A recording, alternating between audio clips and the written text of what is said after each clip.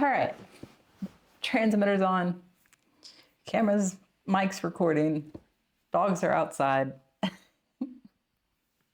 Oh, guys, this is my 6th take. I finally got one right, and I realized all 5 videos that I did, I didn't realize my transmitter was on.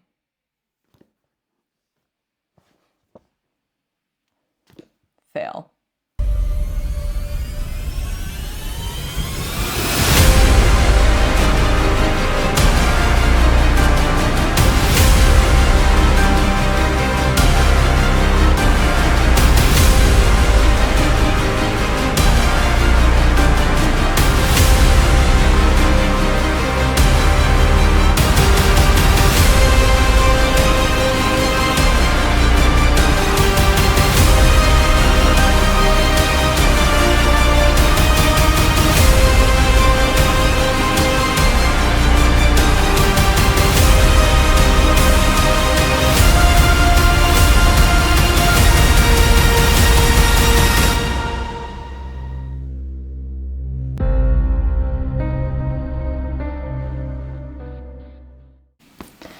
Hi everyone, I'm Robbie Jenkins and this is Breaking Boundaries, a place where I like to take posing beyond the stage. And today I'm going to do a behind the routine. So I've done one other video like this, and it was when I talked about the concept that I gave to Kai when I ended up collaborating with Kai Green and Jacob Pomeroy. And so today I decided that I'm going to guide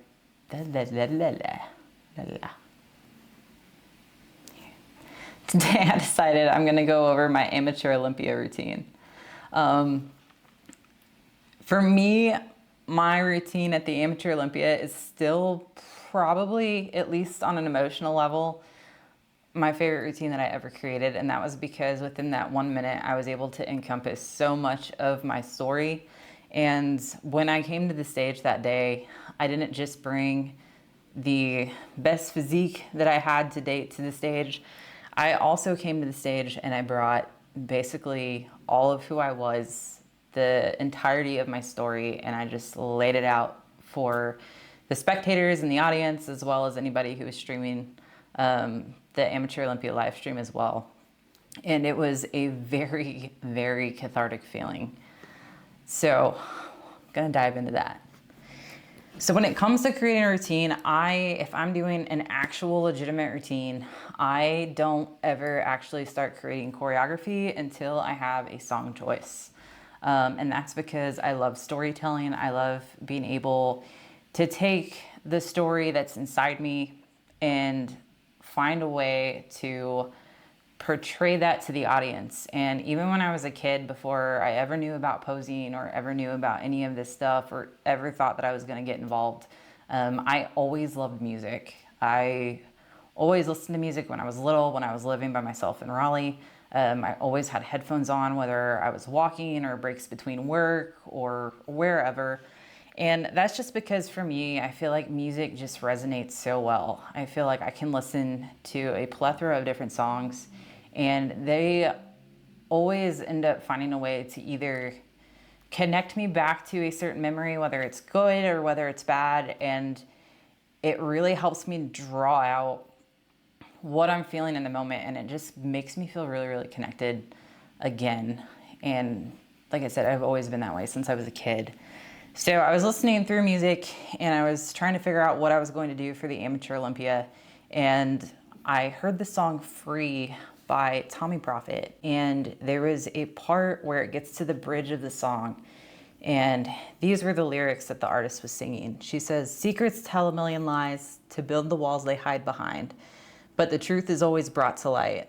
Secrets tell a million lies, and the night still has 1,000 nights, and when the truth is brought to light, you and I will be free." And I remember hearing that and feeling like it was insanely beautiful, and it really captured everything that I had felt pretty much up to that moment. So even beyond when I was competing, like way back in my childhood, I grew up in a family where I feel like very, very typical. You have different experiences, and especially when they're negative experiences, you just kind of have the experience and then you don't really process it. You just kind of stuff it and then off you go, you move on. And for me, I was a very sensitive kid. And so a lot of the tension and I think some of the depression I struggled with when I was younger was just from having all of these things that I was feeling, and I didn't really know how to express it, and I didn't know that it was okay. And posing has become something that, like, that is my way to do it. It's my safe space to actually express how I'm feeling. So I hear these lyrics, and one of the reasons that it resonated the most with me was because it seemed to ring very, very true in my life. So from the previous show into the Olympia, I had this 2-year period where I lived alone, and I had to start facing a lot of demons that I would use bodybuilding or work or whatever you could think of just to run from it, or avoid it or hide it. And the problem is I was really hiding from all of these different negative emotions from my past experiences, whether it were things that happened to me or decisions that I made that hurt other people. And I started carrying all of this guilt, and I carried a lot of shame and sadness and irritation and just frustration and anger, and what I didn't understand and what I didn't realize, that when I wasn't processing it and I wasn't talking about it and when I wasn't getting that side of my story out, I was beginning to formulate this narrative in my head. And it was all of these things that I would tell myself that were lies, but what I didn't realize, I subconsciously felt that they were true. So some of the things that I started thinking because of these emotions that I had that I just wasn't getting out was, I didn't feel worthy. I didn't feel worthy of love. I didn't feel worthy of success. I didn't necessarily feel capable in a lot of ways. I always felt like an imposter, like I was just always faking things. I didn't really feel like I was capable to be a good partner at that point in time. Like, I just went through my second divorce. And so even with that, I carried a lot of shame. I carried a lot of guilt. And then also just this feeling of just failure, just complete and utter failure. Like, I wasn't able to succeed at anything. And so when she says secret tells a million lies, that's what I had. I had all these secrets. I had all these things that I was carrying that I was trying to run from. And because of that, I was just harboring this narrative that wasn't true. And so when she says, when the truth comes to light, you'll find we'll be free. And so within those few years, as I started deep diving into these different memories, and I started processing different things and different emotions and becoming aware of my own actual personal dialogue, I started realizing there were a lot of these thoughts that I had, and they just weren't true. It was, it was based on my experience, yes, but I started to come to realize that, I'm not my past. I'm not my past decisions. I'm not the past events that happened. What I am is what I am in the present. It's what I decide to do with those things and how I decide to grow from it, and how I decide to do better in the future. Like, those things dictate who I am. And so it was a very emotional and mental and even spiritual journey. And so I decided, this is it. This is my song. This is my A to B from where I was to where I got to once I stepped on stage. So what I did with the first part of the song was, I portrayed a lot of that. So when she said, secrets tell a million lies, I like to interpret lyrics with what I'm doing, whether it's through a pose or through a transition or through an emotional expression. So when I started the routine and started building the routine on this, she says, secrets tell a million lies. And I start out by putting my hands up like this, and then I go into a side chest. The interpretive part was actually putting my hands up. The side chest was a pose that it shows my physique really well. I look really well in it. So I was able to get into it. It's one of my least favorite things to get into, but I was still able to do it in a way where I was interpreting what the song was saying.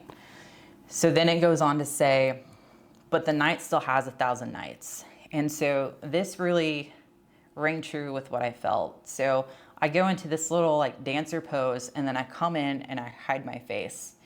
And to me, what that represents when I hear that lyric is when she says, and the night still has 1,000 nights. It was a lot of how I felt in my past. It felt like I was never gonna get up above water ever again. I was never gonna stop feeling these terrible things. I was Never going to get out of this way of thinking that like I couldn't amount to anything and I didn't deserve to amount to anything. And so that's what I am basically communicating as the song is playing through my posing routine. And then she goes, and when the truth is brought to light. And so I come up into a front double bicep and I am looking out at the audience. And it's basically me saying, you know, here's the truth. Like the truth's building up. I'm starting to learn it. It says, when the truth comes to light, you'll find. So I go down on my knees one more time into one more pose. And then I go up into a kneeling, basically twisted bicep pose. And as I do it, it's like I'm grabbing out in front of me. And so it's like I'm grabbing the truth. I'm grabbing the truth and I'm holding on to it. Now, something really, really cool that I did just to kind of add to the fact that like this was my story, I put in sound bites and snippets of different things that happened in my life. So the very first thing that you hear is you hear Kai Green say, "You are an artist." This was actually a soundbite from an actual conversation that I had with him. The very first phone call that I had, one of my friends recorded. And so I had that on my phone. So I snipped it out and put that at the beginning of Audacity, because when he said, "You are an artist," it was the first time I ever heard somebody say that to me with conviction like that. He wasn't just saying it to blow smoke up my butt. He said it and you can tell he actually believed it and he actually saw it. And like that was kind of the seed that started changing a lot of things for me and really just kind of changed the trajectory of how my life's went since. And so then the rest of it is basically me wrestling in this battle of who I felt like I was into becoming who I'm capable of being, and who, like, in my own faith, that I know God knows that I'm capable of being, and like he created me to be.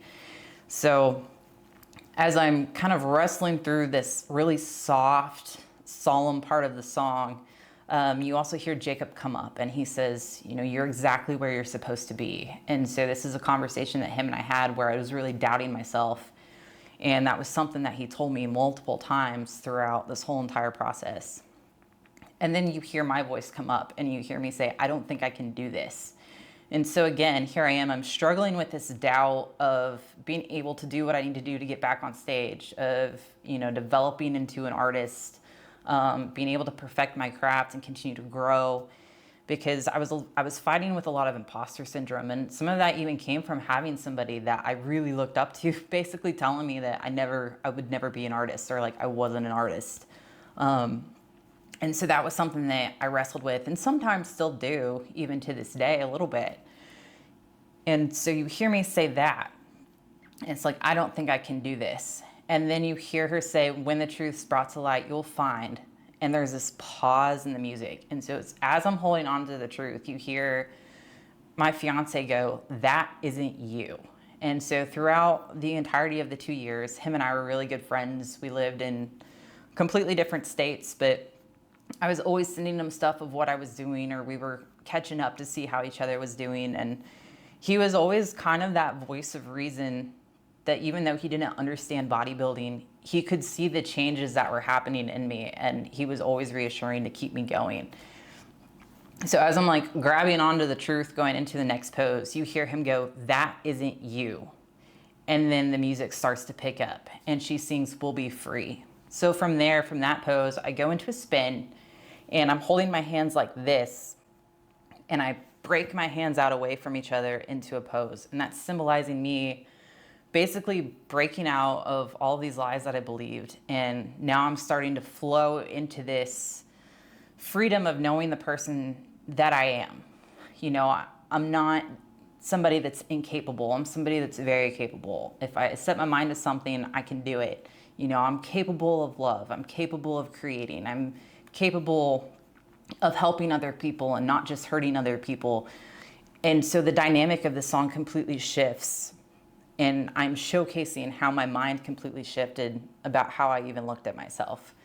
And so through the rest of the song, she's basically singing "We'll Be Free." So the next thing that I go into is like this little dancer contemporary transition that I picked up. And I actually got the idea to put this in here from a text from Kai. So I sent Kai a draft of my routine, and he messaged me back and he was like, this is pretty good, but I've got, 3 criteria that I'm going to give you. Take what you want, but see if you can try to get these 3 things. And so one of the things he challenged me with was to throw one of my contemporary moves that I found just practicing from YouTube on the floor in my apartment. And I put it in my routine. So again, I'm freely doing something that you don't commonly see in posing, and it's something that's become really true to me. You see it in a lot of the posing routines that I do. And then you hear us say, we'll be free again. And I'm going up into like a twisting pose. And all at once it goes from that, you see me pull my arms in. And as she starts screaming the word yeah, and she screams it with so much conviction, and like she knows that, she's right there. She's like, she's on that cusp of freedom. Like she has it, she can see it for herself. I break my arms out to the side and I look up, and I'm basically on stage screaming with the music as she's saying it. And then the rest of the song is basically me doing poses resembling the fact that, I'm free and I believe it. I'm free to be the person that I want to be. I don't have to be stuck in my past anymore. I don't have to be stuck with these negative thoughts. I can change that, and I believe that now. And so the last little bits of the song, I go to the back. I do some back poses as well. And then you see me go into a lunging pose, and then you hear her basically singing the word oh, but she does it in this very like flowy way. Like you can hear her vocals basically rising, and it kind of made me think of kind of like an angel. So when I came out of my lunging pose, I bring my arms out to my side, and I flow with as she's singing into another pose facing the back, looking up a little bit with my hands open and palms open. And it's signifying like freedom. And so I go through, I think I hit maybe three or 4 more poses.